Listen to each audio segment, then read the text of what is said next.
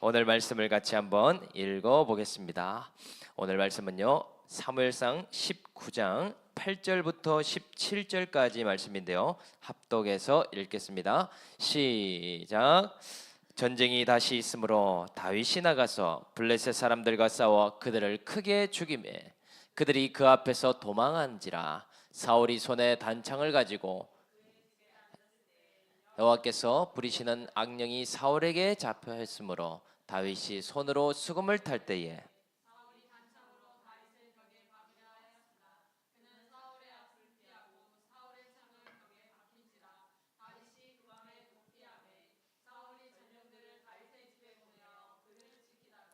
아침에 그를 죽이게 하려한지라. 다윗의 아내 미갈이 다윗에게 말하여 이르되 당신이 이 밤에 당신의 생명을 구하지 아니하면 내일에는 죽임을 당하리라 하고, 미갈이 다윗을 창에 달아내리매 그가 피하여 도망하니라.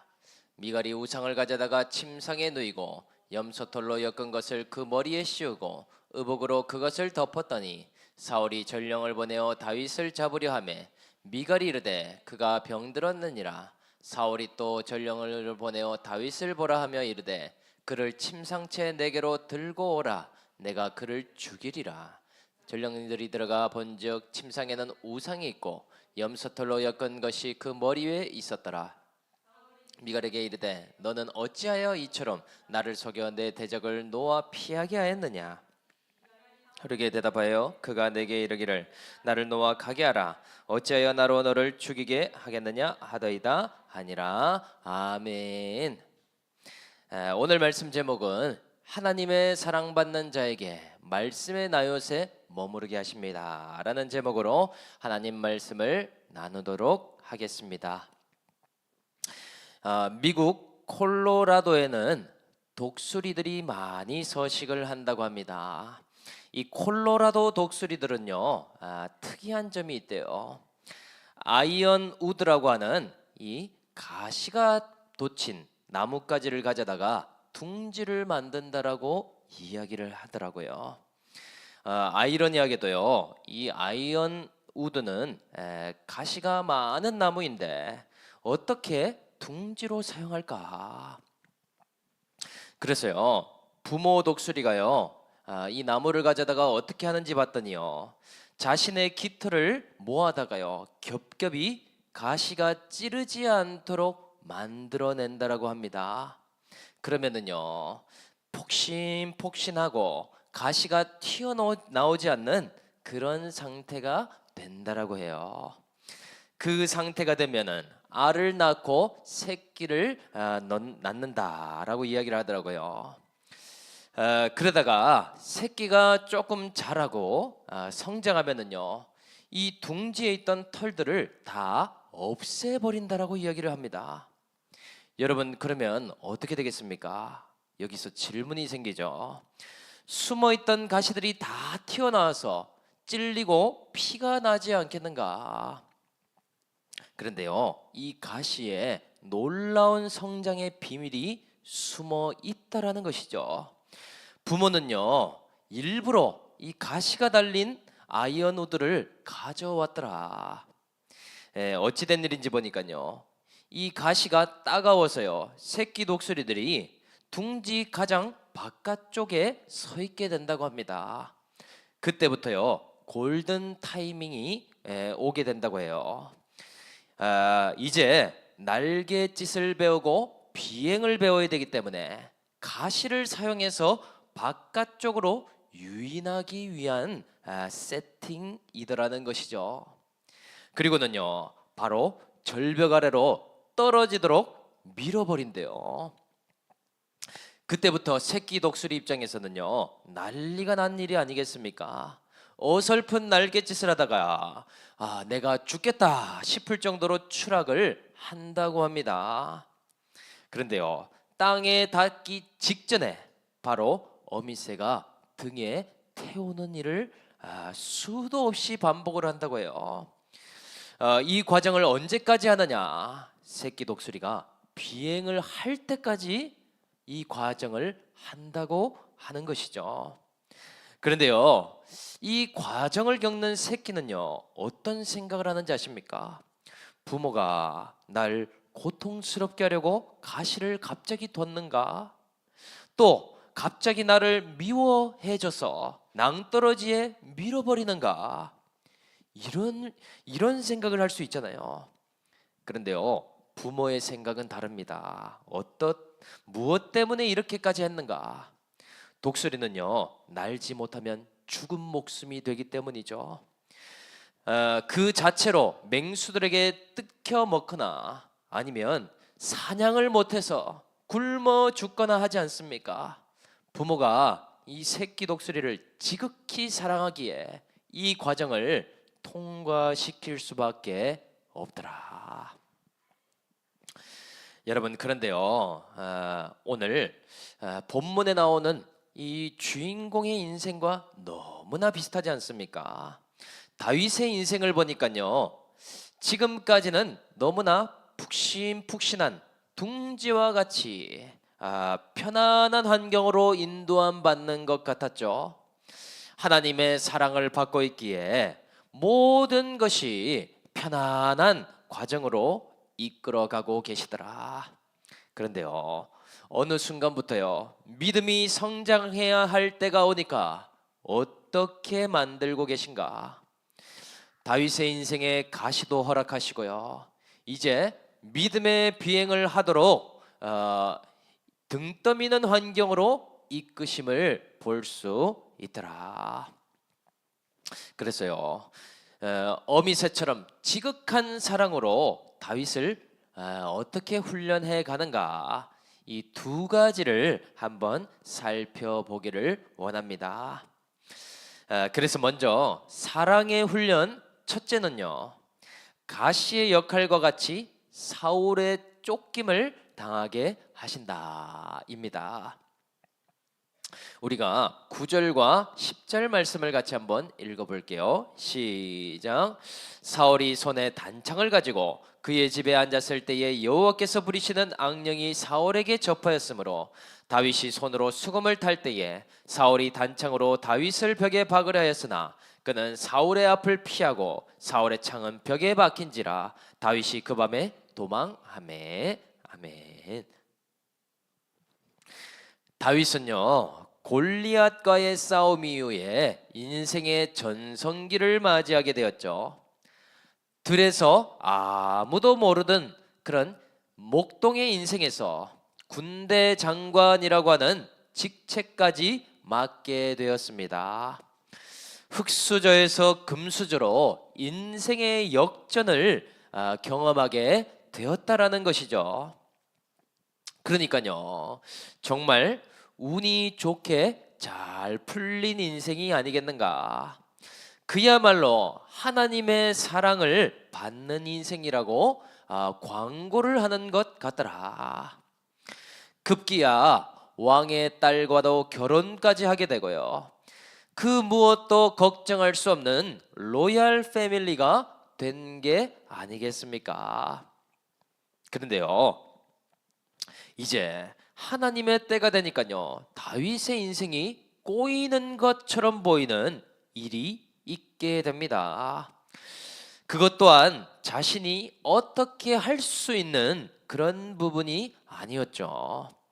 바로 사울은 천천히요, 다윗은 만만이라 하는 백성들의 노래 때문에 이제 완전히 찍혀버린 것이 아니겠습니까? 사울의 눈밖에 나게 되면서요, 엄청난 미움을 받는 모습으로 변화되더라. 인생 그래프가요, 저 높은 창공에 있다가 밑바닥으로 바닥치기 시작하는 일이 아니겠습니까? 그래서요, 참 서글픈 일이죠. 인생에서 제일 위협적인 대상이요, 기골이 장대한 블레셋 군대가 될 것 같아도요, 그것이 아니더라는 것이죠. 바로 가족이자 직속 상관인 사울 왕이 제일 위협적인 대상이 되었더라. 생각해 보십시오. 장인어른에게 쫓겨다닌다는 것이요, 얼마나 서운한 일이겠습니까? 골리앗도 단창을 들고 있고 사울도 단창을 들고 있는 것은 똑같은 모양이잖아요. 그런데 적군인 블레셋보다 더 무시무시한 적군이 바로 아군처럼 보이는 사울이더라. 그런데 다윗은요, 질서에 따라 순종해야 하기에 쫓김을 당할 수밖에 없는 상태가 아닙니까? 그래서 이제부터 본격적인 훈련에 돌입되게 되더라. 다윗이 사울에게 얼마나 쫓겨다니는지 모릅니다. 도망자 신세가 되어버리고 어쩌면 죄수와 같은 인생이 되어버렸죠. 그런데 이런 시간을 도대체 왜 주셨나? 이것이 지금 안 보이지 않습니까? 다윗이요, 사울을 만나면서 이런 생각을 안 했겠습니까? 하나님께서 나를 사랑하셔서 왕으로 불러주신 것이 분명한데, 그리고 지금까지 전쟁에서도 다 이기게 하셨는데 갑자기 왜 이런 일이 나에게 오는가? 누가 봐도 하나님이 다윗을 사랑하는 것처럼 보여주셨는데 이제는 왜 미움을 받는 것 같은 환경으로 이끌고 계시나, 이 생각하지 않았겠습니까? 그러면서요, 생각이 이렇게 가겠죠. 내가 하나님께 잘못한 것이 많았는가? 아니면 하나님이 나를 미워서 버리시려고 하시는가? 왜 이렇게 사람들에게 미움을 받게 하고 가족들에게까지 경멸의 대상이 되어 가고 있는가? 이제는요, 군대 장관이라는 직책도 아무 의미가 없습니다. 이제 모든 권세도요, 수포로 돌아가면서요, 죄인의 신세로 전락하고 있더라. 이것을 해석하지 못하면은요, 인생이 그야말로 실패한 것이 아니겠습니까? 그런데요, 놀랍게도 이 일이 무엇 때문에 오고 있는 것이라고 기록하는가? 바로요, 다윗에 대한 하나님의 지극한 사랑 때문이라고 말씀하신다는 것이죠. 오히려요, 지금 이 순간이 하나님의 극진한 사랑을 받고 있는 순간임이 틀림이 없더라. 하나님은요, 바로 왕이 되거나 최고 권세자로 빠르게 만드는 것이 목적이 아니기 때문이죠. 다윗의 인생이 하나님과 동행하게 하는 것이 목적이잖아요. 다윗을요, 믿음의 사람, 기도의 사람으로 만드는 것이 목적이 아닙니까? 그러니 사울이라는 가시를 사용하셨어요. 들로 쫓기게도 하시고 광야로 내몰리게도 하시더라. 그러니까 사람이 생각하는 사랑과는 너무나 다르고 큰 사랑이 되겠더라. 그래서요, 다윗이 왕이 되기까지는 왕의 분량만큼의 믿음이 필요하지 않겠습니까? 한 나라를 대표할 만큼의 하나님을 붙들 만한 능력이 필요하잖아요. 앞으로 얼마나 큰 전쟁들이 많겠습니까? 이방 나라의 관계에서 얼마나 고민해야 할 것들이 많겠습니까? 그냥 왕궁과 같이 편안한 환경에서 온실과 같이 두시지만은 않더라. 초심을 잃어버리면 안 되기 때문이죠. 그래서요, 이 말씀을 한번 적용해 보면은요, 우리는 하나님께 사랑받는다는 것을요, 기복적으로만 생각할 때가 많았죠. 하나님께 사랑을 받으면은요, 사람들의 눈에도 동일하게 축복으로 나타나야 한다라고만 생각하고 있습니다. 그래서요, 무조건 잘 되는 일만 있는 것이 하나님의 사랑을 받는 것이야, 이렇게 착각을 한다는 것이죠. 신앙생활하면서 무조건 복받고 범사에 형통하며 모든 일이 잘 되는 것을 믿는 이유가 무엇이겠습니까? 우리는 기복신앙 안에 있는 하나님을 믿기 때문이죠. 개업할 때도 보면은요, 이런 말씀을 많이 이렇게 붙여놓고 시작을 합니다. 내 시작은 미약하나 내 나중은 심히 장대하리라. 바로 번영신앙 안에 있는 하나님을 믿기 때문이죠. 그런데 여러분, 하나님께서요, 우리를 믿음의 사람으로 만들기로 작정하면 어떤 일이 있는지 아십니까? 지금까지 믿어왔던 기복신앙의 틀로는 도무지 해석할 수 없는 환경으로 인도해 가신다라는 사실이죠. 우리를 온실 속의 화초처럼 더 이상 키우지 않으시고 가시와 같은 환경에 두시기도 하시더라. 그런데요, 그 환경 또한 하나님의 의도와 목적이 있다라는 것을 우리가 기억해야 한다라는 것이죠. 그냥 그 환경에 계속 두시는 것이 아니라 하나님이 목표하신 믿음의 분량에 달하게 될 때 그 환경도 종료가 되지 않겠습니까? 그래서요, 우리의 인생에 나타난 고난은요, 마치 새끼 독수리에게 나타난 가시와도 같더라. 하나님이 계신다면 내 인생에 가시가 있으면 안 되는데 라고 생각하지 않습니까? 하나님이 날 사랑하신다면 나는 쫓겨다니면 안 되지 않는가? 그런데 이 모든 것이 합력하여서 선을 이루게 하신다라는 사실을 기억해야겠더라. 그래서요, 우리 주변에도 사울과 같은 환경이 나를 쫓아오는 시간들이 있죠. 직장 생활을 하다 보면은요, 그런 생각을 하게 될 때가 있습니다. 일보다 제일 힘든 것이 사람과의 관계잖아요. 하나님이 나를 사랑하시니까 직장에 가서도 나는 존귀 여김을 받고 많은 사람들이 나를 좋아하면 좋겠다.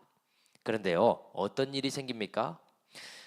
관계가 틀어지는 일도 있게 되고요.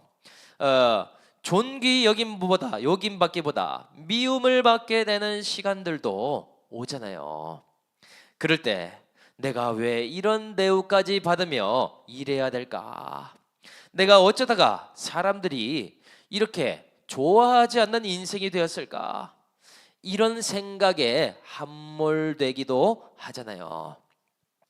그런데요, 우리는 하나님의 뜻을 생각해 봐야 되겠더라. 이 시간 또한 하나님의 어떠한 목적이 있는 시간이 되더라. 만약 반대로 생각하면 어떻겠습니까? 모든 사람이 직장에서 일터에서 나를 좋아합니다. 모든 물질이 다 갖춰져 있습니다. 그리고요, 억대 연봉에 외제차에 나만 바라봐주는 배우자가 있다고 가정해 보겠습니다. 그렇다면 나는 하나님을 찾을 수 있는 사람인가? 그러면 나는 하나님이 필요한 인생이 맞는가? 이 말이죠. 아닐 가능성이 크더라. 로또가 되는 순간, 인생의 역전을 맞이하는 순간부터요, 신앙과 멀어지는 일이 우리에게도 있지 않겠는가 하는 것이죠.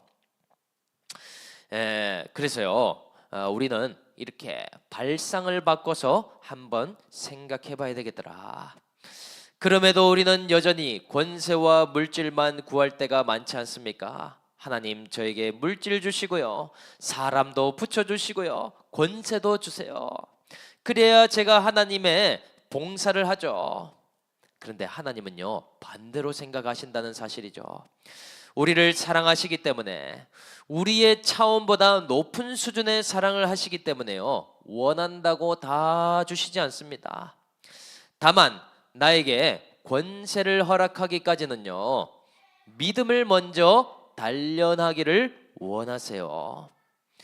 물질을 주시려면은요, 100만 원일 때도 청지기 역할을 감당할 수 있어야 되잖아요. 하나님이 내 인생의 주인이요, 하나님이 나의 물질의 주인이라고 고백할 만한 믿음이 있어야 되지 않겠습니까? 물질을 맡길 만큼의 신뢰가 필요하잖아요. 또 직장에서 직급을 주시든 아니면 안정된 이런 일을 주시려면 그 정도의 우선순위를 갖기를 원하시더라. 승진하는 순간 자만하게 되고 물질이 많아지는 순간 하나님을 멀리한다면요, 그것이 자녀에게는 독이 되는 일이 아니겠는가. 그래서요, 우리를 밑바닥에서부터 계속 연단해 보시면서 달아보시고 계시더라. 저를 보니까요, 목회도 마찬가지인 것 같습니다. 목회를 하면서요, 하나님께서 저에게 계속 질문을 해보시는 것을 발견하게 됐습니다. 네가 생각한 목회는 어떤 것이냐? 제가요, 이런 생각을 했던 것 같아요. 하나님, 사람들에게도 인정받고 칭찬받고 명성이 높아지고 교회가 외적으로 커지는 것, 이것이 하나님께 사랑받는 목회가 아닙니까? 제가요, 모든 게 잘 되는 것이라고 생각을 했다는 것이죠. 그런데 제가 쫓기게 되는 이런 환경을 주시면서요, 제가 발견하게 된 것이 있습니다. 제가 죄인 중에 괴수라는 사실을 발견하게 되고 얼마나 믿음의 실력이 없는 사람이었는가 확인하게 되었다는 것이죠. 사람들의 미움의 대상이 되기도 하고 경멸의 대상이 될 때에도요, 내가 이런 대우를 받을 사람이 아닌데 라는 생각이 1차적으로 드는 게 아니겠습니까? 그런데요, 말씀 앞에 나를 보니까요, 정말 강도와 같은 자가 맞아요. 복음이 필요하고 예수를 믿는 그 의가 없다면 나의 성품과 나의 착함으로 어찌 하나님의 자녀라고 이야기할 수 있겠는가? 저는요, 그래서요, 목회에 대한 생각도 많이 바뀌어지게 되었습니다. 내가 약한 데서 온전하여지고 내가 낮아진 그 자리에서 겸손을 배우게 하심이 감사하고, 이 또한 하나님의 사랑받는 시간임을 다시 한 번 더 보게 하시더라. 그래서 저의 결론은요, 모든 결론이 하나님의 사랑으로 인함에 감사로 결론을 내리게 되더라. 오늘 저와 여러분들 마찬가지겠죠. 사울과 같은 가시의 환경이 올 때 우리는 무엇을 생각해야 되겠습니까?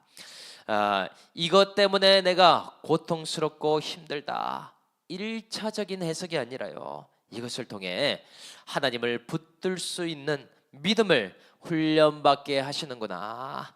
그 사람 한 사람을 보석처럼 쓰셔서 내가 주님을 바라보게 하시는구나. 오늘 이 환경이 깨달아지는 저와 여러분들이 다 될 수 있기를 주님의 이름으로 간절히 축복합니다.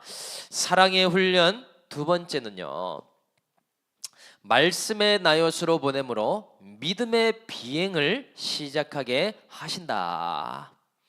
18절을 같이 한번 읽어보도록 하겠습니다. 시작. 다윗이 도피하여 라마로 가서 사무엘에게로 나아가서 사울이 자기에게 행한 일을 다 전하였고 다윗과 사무엘이 나요스로 가서 살았더라. 아멘. 지금까지 다윗은 왕궁이라고 하는 좋은 환경에 머무르고 있었죠. 마치 새 둥지와 같은 곳에서 사람들의 인정과 명성을 얻는 시간들이 있었습니다.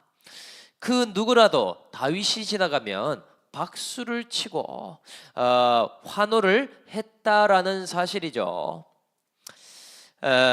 그러니까요, 새끼 독수리처럼 둥지와 같은 시간들이 아니겠습니까? 그런데 이제 사울이라는 가시를 사용하셔서 하나님은 이 다윗을 어디로 보내시기를 원하는가? 목적지가 중요하잖아요. 바로 그 목적지는요, 믿음의 비행을 훈련받을 수 있는 그런 절벽과도 같은 시간이더라. 앞으로도 왕이 되면 왕궁에는 계속 있을 거지 않습니까? 그러니까요, 지금 도망자 신세처럼, 아니면 낭떠러지에 떨어지는 신세처럼 이렇게 쫓겨나는 시간을 보내게 하시더라. 바로 사무엘에게 보내고 계신다라는 것이죠. 하나님은요, 다윗이 빨리 왕이 되는 것보다 중요한 것이 있는데요, 그것은 말씀의 양육이 필요하지 않겠습니까?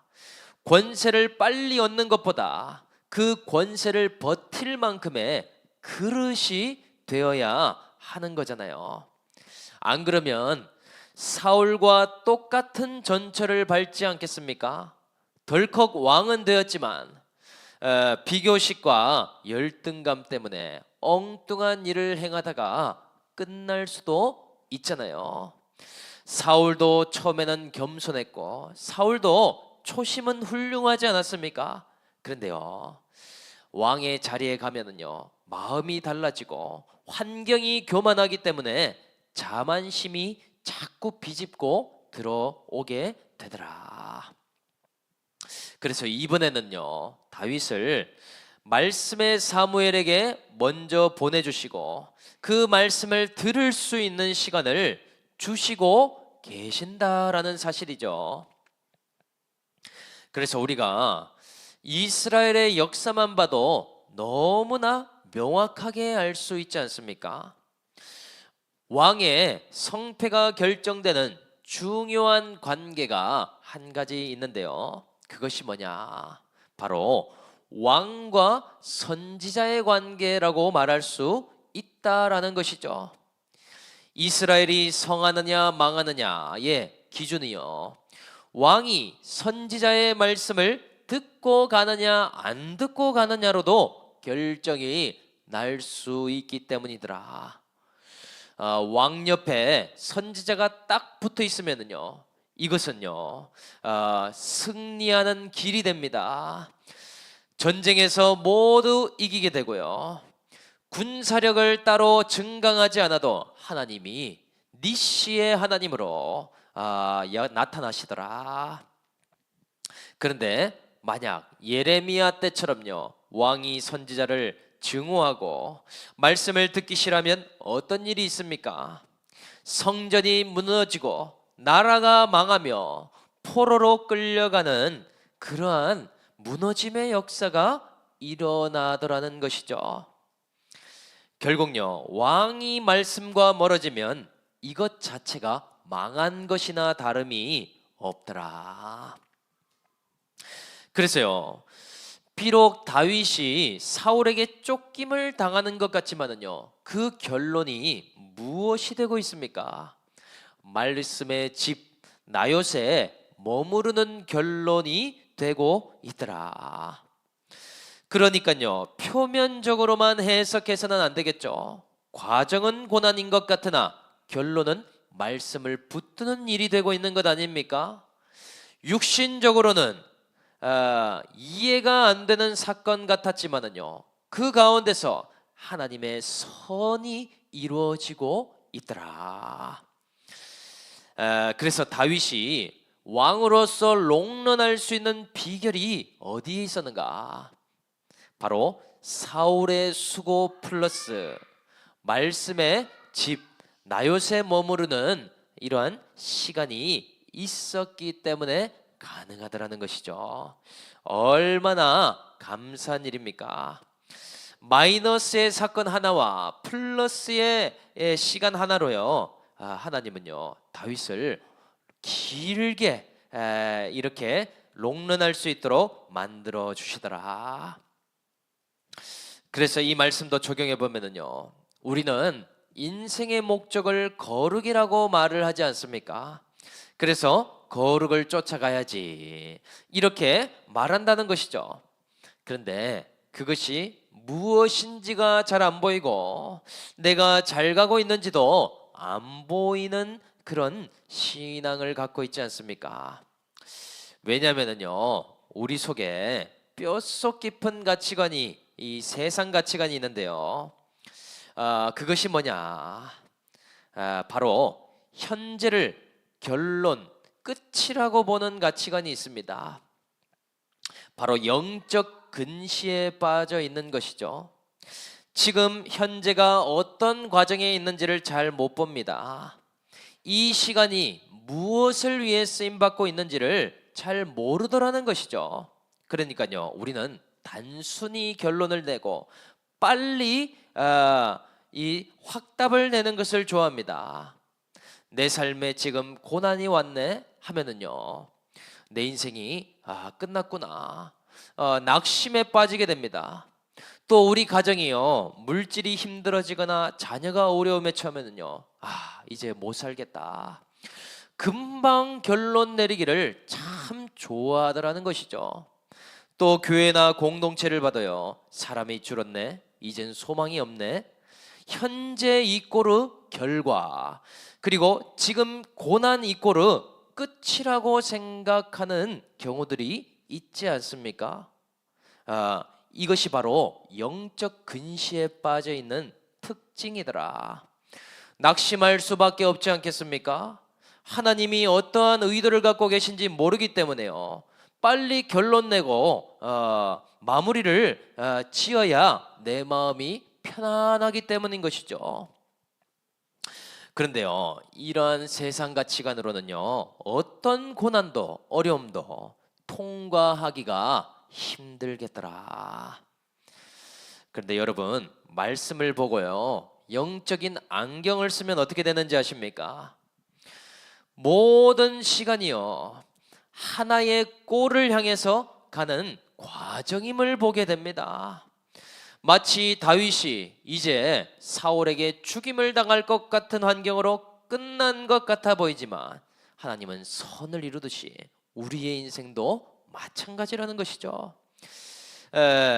그래서요, 하나님께서는 모든 것을 과정을 통과하게 하시면서 우리를 말씀의 사람으로 빚어가기를 원하신다는 점이 차이점이더라.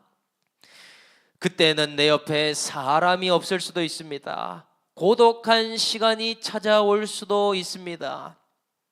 가족도 배우자도 내 마음을 다 알아주면 좋겠지만 아무도 알아주지 않는 것 같은 시간들도 있다라는 것이죠. 그리고요, 언젠가 핸드폰을 열어보았는데 진짜 내 이야기를 할 만한 한 사람이 없구나. 정말 인생이 허무하고 공허한 순간들이 오게 되잖아요. 내가 이렇게 외톨이가 되었고 나그네 인생이 되었나, 이런 생각 때문에 스스로 괴로워하지 않습니까? 그런데요, 그러한 과정을 거칠 때 말씀을 들어보는 것이죠. 우리가 말씀의 안경을 끼면 깨닫게 되는 것이 있습니다.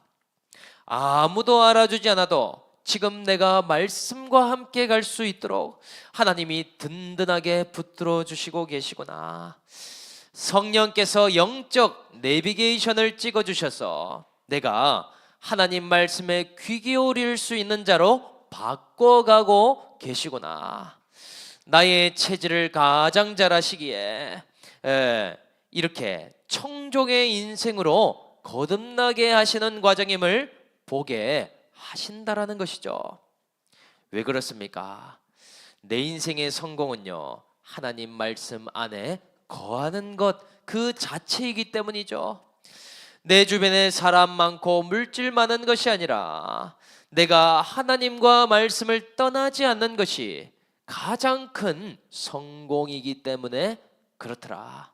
그 인생이 롱런하지 않겠습니까? 그 인생이 오래 갈 수 있는 인생이 아니냐는 것이죠. 이전 같았으면요, 지금 시간에 나는 실패했고 나는 소망이 없고 나는 끝이구나 생각하지 않았겠는가. 그런데 말씀을 들을수록 우리를 평안으로 이끌어 주시고 지금의 과정임을 인정하게 되면서요, 넉넉하게 고난을 넘어갈 수 있겠더라. 여러분, 이전에는 권세가 있어도 그것을 유지할 만큼의 믿음과 순종이 없었는데 지금의 시간을 통과하면서 우리를 말씀의 사람으로, 믿음의 사람으로 변화시켜 나가게 되더라. 그래서 결국에는요, 우리를 믿음의 날갯짓을 할 수 있는 그런 독수리와 같은 믿음의 사람으로 바꾸어 가시는 것이 아닙니까? 지금 당장 눈에 보이는 것이 없고 나타난 것이 없어도 하나님 앞에서 이 시간을 잘 통과해 나가야 되겠더라. 오늘 그래서요, 저와 여러분들 앞에 이런 과정을 잘 깨닫지 못하겠다고 한다면요, 오늘 이 말씀으로 우리 모두가 해석해 보기를 원합니다. 오늘 말씀의 안경을 끼고요, 말씀의 렌즈를 끼고 우리에게 주신 축복과 사랑의 환경을 해석함으로 우리가 믿음의 독수리와 같이 창공을 오르게 되는 우리 올리브 가족 모두가 될 수 있기를 주님의 이름으로 간절히 축복합니다. 오늘 말씀을 마무리하겠습니다.